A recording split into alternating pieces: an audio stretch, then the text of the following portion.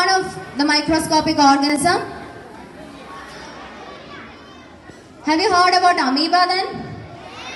Yes. Who can tell me more about amoeba?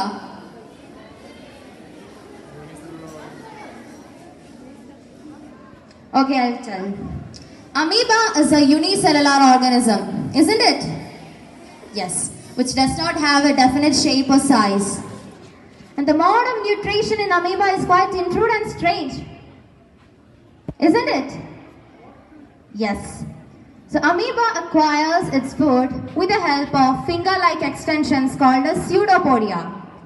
The pseudopodia engulfs the food, forming a food vacuole. And inside the food vacuole, the complex substances are broken down into simpler ones. And then the simpler substance will get diffused into the cytoplasm, from where it absorbs the essential nutrients. The remaining undigested material is moved to the cell surface and is thrown outside. Isn't it interesting? Yes. These are microscopic organisms, but these are very dangerous also. Have you ever read the recent news that came that a person died of a disease called as meningoencephalitis? Who can tell more about it?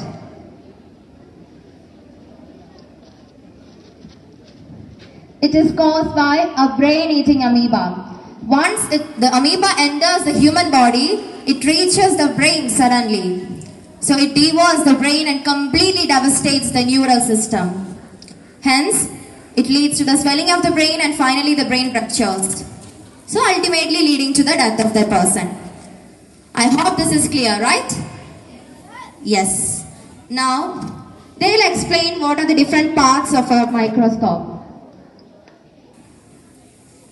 Microscope is a fundamental tool which provides a clear magnified image of a specimen. So today, we are going to explore the different parts of a compound microscope. So, before we begin, let me ask a question. It is open to all, anyone can answer. So, here's the question. How can we observe the specimen or the sample that we are trying to see through a microscope? Let me repeat my question. How can we observe the sample or the specimen that we are trying to see through a microscope?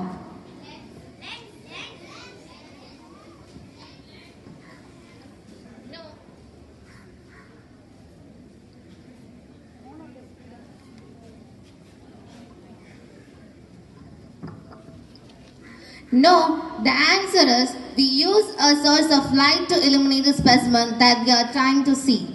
We can use natural or artificial source of light to illuminate the specimen. So now, let's begin. Here you can see a compound microscope. The first part of the microscope is the food or base. This region is known as the food.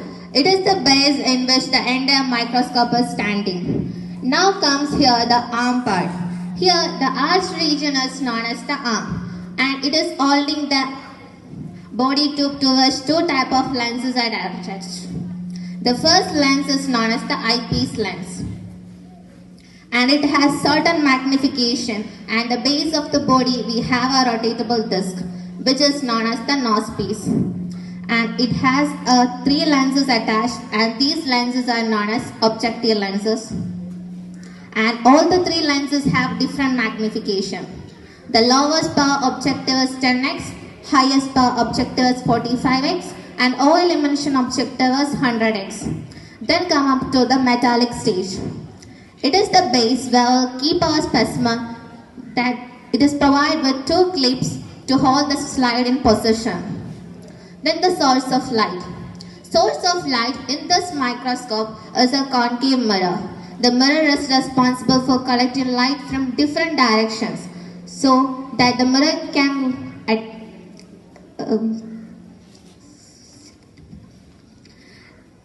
and we attach it to the base of the microscope so that the mirror can collect light and send it to the specimen. Aditya, how can we adjust light? We have a diaphragm here to adjust the amount of light entering to the microscope. The diaphragm can be two types. The first one is iris diaphragm or this diaphragm. Then And what about focusing the microscope? For focusing the microscope, we have two lenses. We have two knobs. The large one is known as the coarse adjustment knob, which is used to moving the body up and down for bringing the slide in exact position. We all have different powers in our natural islands. For that case, we can use a fine adjustment knob used for fine and focusing of the object. So these were the different parts of a compound microscope. Hope you all enjoyed the session. Thank you.